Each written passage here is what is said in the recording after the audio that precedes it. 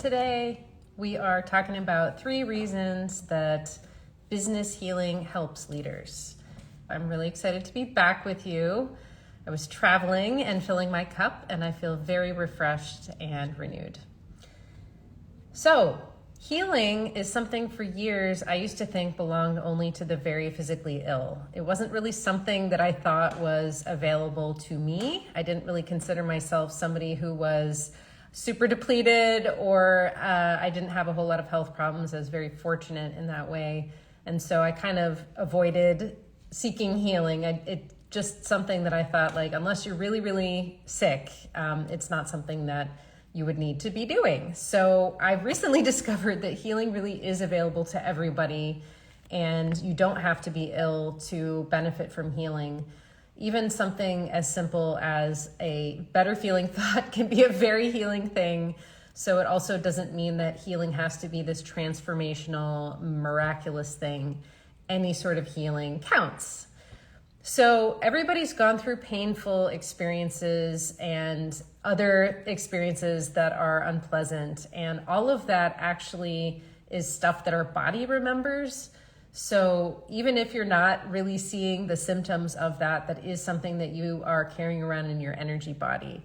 So everybody experiences these setbacks or painful experiences, things that are uncomfortable, especially leaders. So this stuff we think about normally in the context of life, but a lot of this is also happening at work. So I thought that it might be fun to come on here and talk about business healing, because when leaders experience personal healing, I have found through my own life and seeing others in their healing journeys, it really, really benefits the entire workplace. So a change, a healing, a bit of relief for a leader is something that when they are transformed or they are lighter, it really touches everybody else who comes into contact with them. So here are the 3 reasons that business healing helps leaders.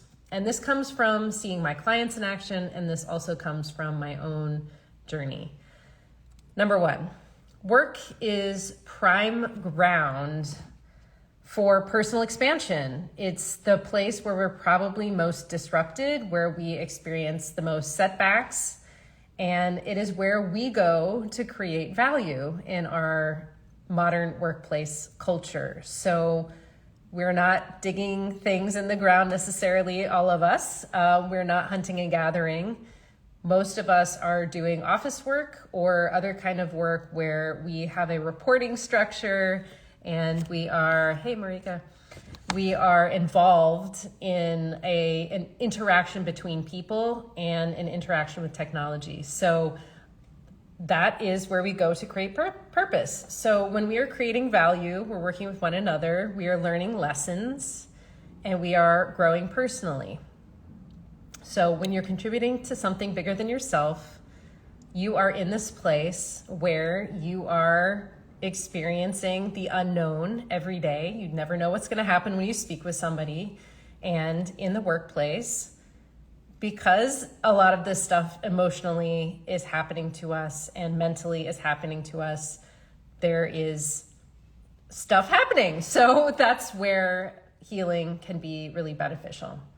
So when we're expanding, creating value, disrupting, being disrupted, and having setbacks, stuff is happening that is affecting us and that healing can help with.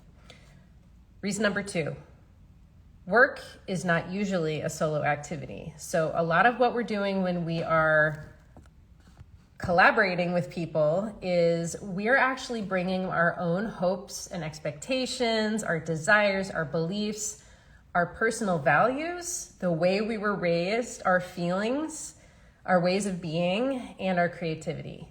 And everyone else is doing that too. So when we're in a workplace where there's a whole bunch of hidden stuff everybody's bringing to the table, starting with hopes and expectations, things can go very wrong very fast. And because we are bringing what we bring, we're bringing our biases, we're bringing our frameworks that we grew up with, the things that we may not be conscious of, and everyone else is bringing those too. It's really prime ground for collisions which are adding a layer of meaning that is not necessarily what the work is about, but is definitely creating a dynamic that affects the work.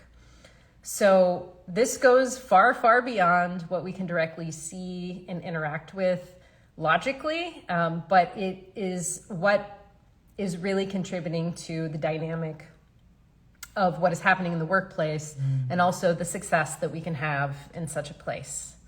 So that's reason number 2. We are working with other people. We're bringing stuff to the table. They're bringing stuff to the table that we cannot see, and yet that is impacting the results that we get. Reason number 3.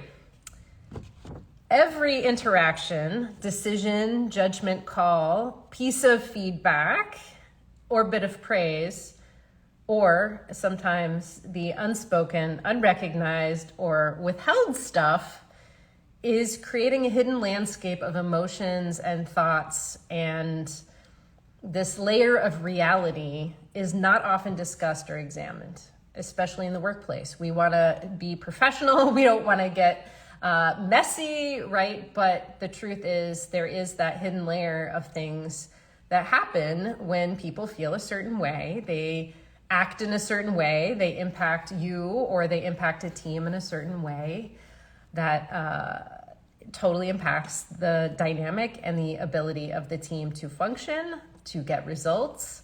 I see this all the time with clients that are working with board members. They're really, really nervous about it because they're trying to anticipate what's happening on the other side. And, we don't work in isolation. So everybody's bringing this hidden landscape that we're trying to navigate together. So just because we're not talking about it doesn't mean it doesn't add up over time. I think about an office in a particular building where I was given some feedback that was really challenging for me at the time. And I just don't like the thought of even going into that office anymore. So when something happens to you at work that is painful, or somebody gives you some feedback that really sticks with you, it really does stick with you. And it does that on an invisible level.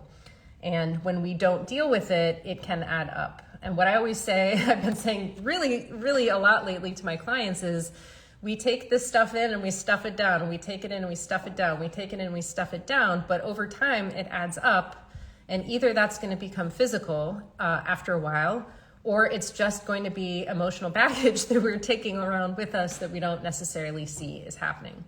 And because all of this can lodge in the energy body, it is something that can be dealt with. It's something that we can remove and release ourselves energetically from what we're not even conscious we're carrying around. So if you're not conscious of it, but you're feeling exhausted and you're feeling tired and you're feeling disrupted and you're feeling upset and you're feeling just disenchanted with the whole thing, that's a really good indication that you're carrying stuff that you don't need to carry anymore and that you can let go of. So 3 reasons that business healing can help leaders is all of these things that are happening at work that we're not conscious of or is happening in the background and we're not talking about is affecting us and is affecting the people around us and is affecting the way that we and the people around us are interacting and getting our work done. And so there's the work, and then there's the dynamic around the work that is really, in some cases, even more powerful and even more influential than what we say in a meeting or what we say in an email. So at every step, teams and leaders are impacted by what happens at work, emotionally, mentally, and sometimes even physically. And some of this can happen over time. Resentment, I always say resentment is a poison, and resentment is one of those things that adds up over time. And it's through these types of situations that it can really lodge in there and create suffering. So I don't think we should have to suffer at work. And that's why I am the business healer. So those are just some reasons why leaders might even consider about healing in the workplace. I have found that healing changes you in every way, and any sort of healing that you do, again, it could be super simple and super small. Micro healing works. Any of those changes that you're making can benefit you and the people around you, the teams, the corporations, the companies that you're working with, your constituents. And that matters. So every little bit helps. And when you really look at work in the dynamics of not just what you see, but what is happening in an unseen way between people, between you, between your stakeholders, if you're feeling nervous about things, there is an energy there that will translate. So business healing gives you a concrete way to remove some of the heavy stuff you've been carrying around. It is removable, and it is a way to get relief. And again, why do we do this? Because when we are clean and free and light, we work differently and we get different results. So if any questions about business healing, I would love to chat more. Feel free to send me a DM or to ping me on email. I'd love to chat about what is on your mind and what are some things that maybe you've been carrying around that you no longer feel are serving you. So thanks for tuning in. I'll see you next time.